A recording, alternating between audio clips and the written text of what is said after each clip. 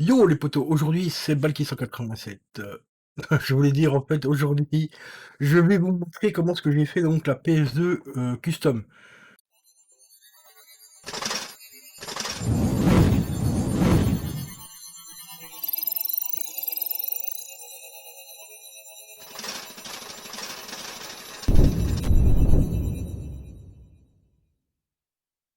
Parce que il y a quand même pas mal de gens qui m'ont demandé, vous étiez 3-4 à me le demander comment ce que j'ai fait.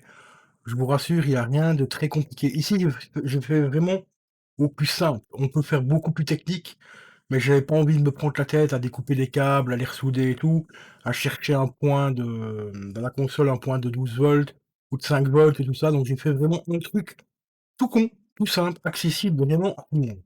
Donc la première chose que vous devez faire, c'est prendre votre console, la démonter, donc enlever toutes les vis. Ici, vous allez avoir des caches ici sur les côtés, plus ce côté-là ici, voilà. Ici, vous allez avoir des petits caches à enlever en plastique. Vous prenez un petit tournevis plat, vous le soulevez, ça s'enlève tout seul. Après, vous enlevez toutes les vis. Voilà, il y a normalement 6 vis ici au-dessus, donc il y en a une ici au milieu, une là-bas, et il y en a encore une ici sur le côté, donc ça fait 4 vis et 4 vis en bas. Une fois que c'est fait, vous allez tout doucement. Vous allez tout doucement déjà couper le plastique de sécurité qui est à l'arrière. Voilà, qui est ici, qui est juste là, voilà, ici. Vous le coupez sur la longueur, comme j'ai fait ici, et un petit peu ici sur le côté là. Sinon, vous ne pourrez pas démonter la console, donc vous coupez ça. Bien sûr, une fois que vous faites ça, et que tu comptes revendre ta console un jour, la personne verra que la console a été ouverte pour X raisons. Que tu peux lui dire non, c'est juste parce que j'ai fait le custom et tout. Le mec, il va peut-être te dire que tu as eu un problème avec le ventilateur, la carte mère ou quoi que ce soit parce que la console a été ouverte. Donc ça, c'est la première des choses. Ensuite, ce qu'il faut faire maintenant, c'est déjà commencer par enlever la trappe qui est juste là derrière. Donc ça, c'est la trappe d'extension où vous pouvez mettre un disque dur. Voilà. Et vous découpez. Bon, ici, c'est fait à l'arrache parce que j'ai pas encore de Dremel, mais après, ça sera fait beaucoup plus propre. C'est pour ça que je pensais sortir la vidéo au final, mais bon, on m'a tellement demandé de vous montrer vite fait, donc je vous expliquerai au fur et à mesure ce que je vais refaire après. Donc vous découpez une toute petite trappe comme ça ici, pour faire passer le câble du ruban LED qui est ici. Parce que comme je l'ai dit, je l'ai fait vraiment au plus simple, pour pas commencer à souder et tout ça quoi. Et à démonter toute la carte mère et ainsi de suite. Ensuite, ce que vous faites, vous allez soulever la console, donc l'arrière ici, en tenant bien ici, et vous soulevez tout doucement, très délicatement, parce que vous allez voir un truc, c'est qu'il y a un câble ici. Vous voyez le câble gris là qu'on voit là, sur le côté, c'est relié, ça relie tout simplement les boutons d'allumage à la console. Donc faites très attention.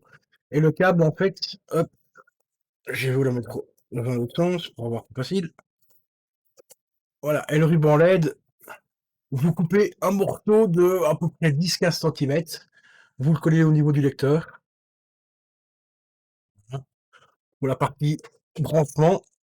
Ensuite, vous le faites passer à l'arrière comme je vous ai montré. Attendez, je vais déjà remettre la console. Voilà. Vous le faites passer donc ici le long là. Ici, juste ici, là, vous voyez le câble ici qui passe. Vous le faites passer comme ça sur le côté. Et avec le trou que vous avez fait dans la trappe, juste ici, le câble va passer d'or et comme ça après vous branchez sur un petit chargeur de téléphone. Donc vous branchez tout simplement le câble USB ici sur un chargeur de téléphone et ça fera entièrement le taf, ça va fonctionner nickel. Ensuite, concernant les finitions, donc au niveau des finitions, c'est ici que ça cloche un petit peu, vous voyez le truc est mal fait, parce que c'est un peu granuleux et tout, c'est parce que j'ai tout simplement pris une visseuse. Donc vous voyez sur le capot PS2, c'est marqué PS2 en très fin bleu, vous voyez? Bah, vous prenez tout simplement une visseuse comme celle-ci, hein, visseuse, hein, tout ce qu'il y a plus classique. Vous prenez tout simplement une petite mèche comme celle-ci, pas plus gros, hein, pour quand même assez gros quand même, mais pas plus gros que ça. Donc celle-là, je sais pas exactement combien elle fait, mais c'est la deuxième mèche que vous avez dans si vous avez une boîte avec une série de mèches dedans, vous avez la toute fine, vous avez la deuxième, et celle-là, c'est la troisième. La troisième, on va dire que c'est la taille moyenne en partant de la plus petite, c'est la troisième. Sur la taille, je me rappelle plus. Et c'est la taille idéale pour faire vraiment les trous. Ensuite, c'est en place.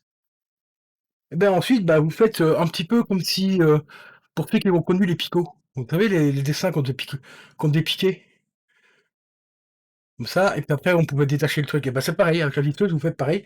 Tu enlèves bien sûr le capot pour pas forer dans la console, et tu perces. Et en suivant la ligne bleue, enfin les traits bleus où c'est marqué le P, puis le S, et puis le 2. Voilà. Une fois que c'est fait, bah tu passes un petit coup d'aspirateur pour enlever les petits morceaux de plastique qui peuvent rentrer à l'intérieur de la console. Et une fois que c'est fait, ben tu as ton ruban LED, tu le colles, tu refermes ta console. Donc ici on va refermer la console. Donc c'est un peu casse-couille de refermer la console. Il y a une technique, hein, tout simple. C'est que ici à l'avant, en fait, vous la mettez, voilà, comme ceci. Donc vous soulevez un petit peu la console comme ça, pour bien l'accrocher ici au début, là, ici, comme ça. Et puis après, vous fermez. Bon, après, il faudra pousser un petit peu parce que le câble USB est un petit peu épais, mais une fois que le tout est bien en place, ça bouge plus. Donc ici, on va galérer un tout petit peu pour la remettre bien exactement comme je l'avais mis avant. Voilà, bah ça a été tout seul. Voilà, une fois que tout est bien fixé, ça donne ça. Voilà, tout est bien refixé, comme vous le voyez. Et vous voyez, le câble ici, il passe là. Pour pas que le câble vous gêne trop, vous le bourrez déjà en le mettant comme ça sur le côté. Vous allez bourrer tout simplement tout ce qui est en trop, enfin tout ce que vous n'avez pas besoin. Si vous avez une prise de courant à proximité, bah, vous gardez la distance en fait du câble qu'il vous faut. Et sinon, bah, tout le restant, bah, vous mettez à l'intérieur du truc. Voilà, comme ceci. Moi ici, je vais le faire passer derrière le petit morceau. Comme ça va maintenir tout à l'intérieur. Hop, il faut juste que j'aille le rechercher ici. Voilà, voilà. Et après, bon, on va faire ça comme ça, j'aurais fait facile. On boucle tout simplement le restant hein, à l'intérieur. Voilà, je veux dire, j'ai gardé à peu près cette dimension-là. Et ça donne ceci. Voilà, le petit bout de câble qui dépasse comme ça. C'est pas très grand. Et ensuite, il ne restera plus qu'à remettre tout simplement le panneau d'extension. Dans le bon sens, il faut bien faire. On regarde bien pour pas accrocher le fil dessus en dessous. Voilà, et on le remonte au-dessus, là où il y a la trappe, pour le faire sortir. Voilà.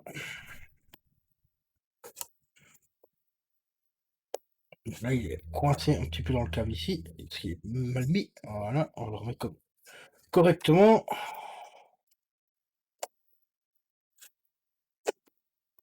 Voilà, ici, il est parfait. Là, il faut que je refasse monter dans le petit trou que j'ai fait. Voilà. Une fois que tout sera bien remis, bon ici c'est pas remis à 100% parce qu'il faut que je bouge un petit peu le câble, ça va donner ceci. Voilà, tout simplement, puis après tu le branches sur ton petit chargeur USB, et après bah, tu n'as plus qu'à brancher le courant, puis allumer quoi. Par contre, le ruban LED doit allumer tout le temps, hein. Sauf si au pire des cas, tu peux acheter une petite rallonge USB, une petite rallonge multiprise avec un interrupteur, ou alors ils vendent des petits blocs, tu vois, on appelle ça des dominos chez nous, en Belgique. Où tu peux brancher 2 fils et tu as un petit interrupteur au milieu, ça coûte plus 7 €. Bah, tu peux brancher le ruban LED là-dessus, comme ça, si t'as pas envie d'allumer le ruban LED tout le temps, tu tout simplement sur l'interrupteur, ça se coupe tout seul. Après, l'idéal pour ceux qui font ce genre de console-là, c'est de démonter entièrement la console, donc la carcasse, la carte mère et tout ça, et de chercher après un point j'ai dit 5 volts parce que normalement le ruban LED fonctionne en 5 volts. De couper tout simplement la fiche USB ici, et tout simplement souder directement à l'intérieur de la console. Comme ça, dès que tu éteins la console, bah, le ruban LED s'éteint et tu rallumes, et comme ça, tu n'as pas de câble qui dépasse de la console. Mais moi, ici, je me suis dit, merde, le câble sera à l'arrière, ça se verra pas. Donc, autant faire comme ça sera beaucoup plus facile. Et après, je pensais faire aussi peut-être le ruban LED, enfin, redécouper l'autocollant Monster pareil, donc en forant tout le long, comme ça. Bien contourner ici, redescendre, donc pour faire la forme de la griffe Monster, et éventuellement remettre un autre ruban LED qui ferait le tour ici, comme ceci à l'intérieur, enfin qui passerait ici sur les côtés. Là, comme ça, redescendre ici, remonter là comme ça, et enfin faire un carré, et faire repartir encore le ruban ici derrière. Mais là, ici c'est la plaque de refroidissement de la console et tout, donc il y a largement la place de faire passer le câble à l'intérieur, enfin mettre le ruban LED correctement et tout. Ou alors je colle tout simplement le ruban LED sur, sur la plaque directement en plastique, mais sauf qu'il sera inversé, donc la lumière sera moins intense qu'au-dessus. Mais je pense que je vais la laisser comme ça parce que juste le petit PS2, ça reste quelque chose de très sobre et ça fait vraiment son taf.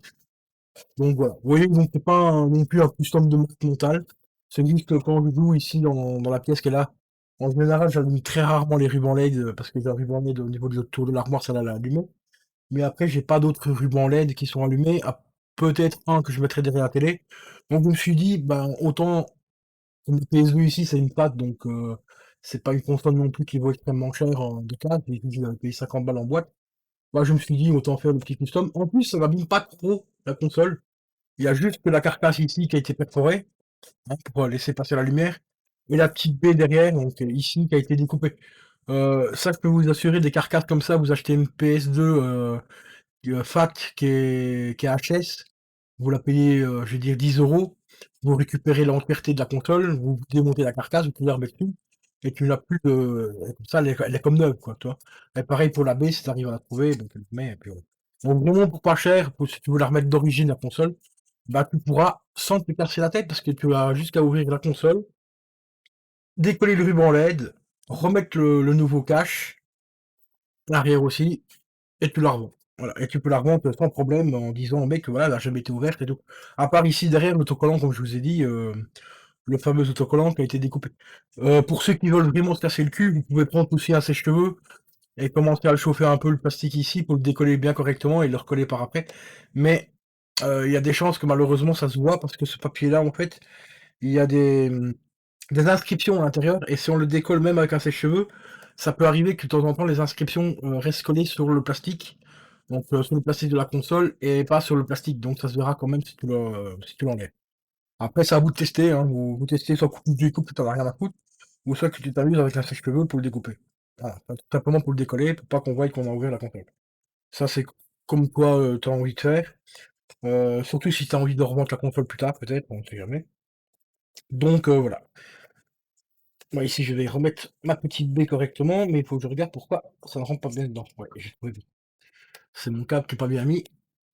Après, ce que tu peux faire aussi, un autre petit tuto, mais ça, je ne connais pas encore le truc parce que je l'ai jamais fait, c'est dans cette baie-là, tu peux y mettre tout simplement un disque dur genre de 1 Tera, où tu prends un disque dur de PC portable, si tu veux pas prendre un tout gros, et tu peux rebrancher un disque dur à l'intérieur de la console et stocker un maximum de jeux sans forcément passer par les cartes memory card, qui commencent à devenir un petit peu dur à trouver pour ceux qui veulent vraiment celles d'origine.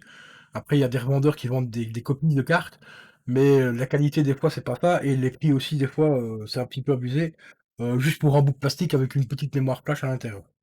Donc on peut mettre éventuellement un disque dur à l'intérieur de la console. Donc ici, il me reste plus qu'à remettre ma petite baie. On va essayer de trouver pourquoi elle veut pas se remettre correctement dedans. Ouais, on a l'impression qu'il y a un truc qui bloque. Ah, c'est peut-être le nœud que j'ai fait, pas le nœud. Voilà, ça devrait être bon. Ah bah oui, c'est déjà vachement mieux. On rend déjà un peu mieux dedans. Bon, tant pis les potos, je ferai ça plus tard, hors cam. Hop, on va remettre la console bien droite. Donc voilà, pour ceux qui s'intéressaient, ben, comment j'ai fait le petit custom PS2. Donc comme je vous l'ai dit, c'est un custom très simple à la portée de tout le monde, parce que j'avais vraiment pas envie de me prendre la tête à souder, dessouder et tout. J'aurais pu le faire, hein. Franchement, si j'aurais voulu, j'aurais pu le faire. Mais j'avais envie aussi de bon, comme j'avais prévu de faire la vidéo, mais pas tout de suite, bah, j'avais quand même prévu de vous faire un truc très simple pour que ce soit facile pour tout le monde, plutôt que certains trucs où on voit où le mec a carrément refait une coque en plexiglas et tout. Tout le monde déjà n'a pas le matériel pour couper du plexiglas, tout le monde n'a pas le matériel pour, souder, dessouder et tout. Donc, ici, c'est un tuto, enfin un custom, qui est vraiment à la portée de tout le monde. Bon, certes, les puristes vont dire: «Ouais, c'est pas beau, t'as pété la baie à l'arrière pour faire passer un baie de câble, c'est facile à faire». Oui, c'est facile à faire justement, c'était le but. C'était tout simplement le but pour que tout le monde puisse le refaire et que ça vous coûte pas un bras en matériel. Acheter, une dremel, acheter, le poste à souder, le petit poste à souder, c'est 10 balles. La dremel, c'est une trentaine d'euros. Le ruban LED, il faut bien compter une dizaine d'euros. Plus le fait que si le mec il se gourre en soudant le fil, il va me brancher du 12 volts sur du 220 volts, je te raconte pas la surprise qu'il va avoir. Enfin bon, voilà, un truc très simple à faire, pas de prise de tête et là au moins sans danger, parce qu'il y a aucun truc électrique à brancher, à souder et tout. Donc voilà. Donc sur ce les potos, je vous laisse et je vous dis à la prochaine. Ciao, ciao.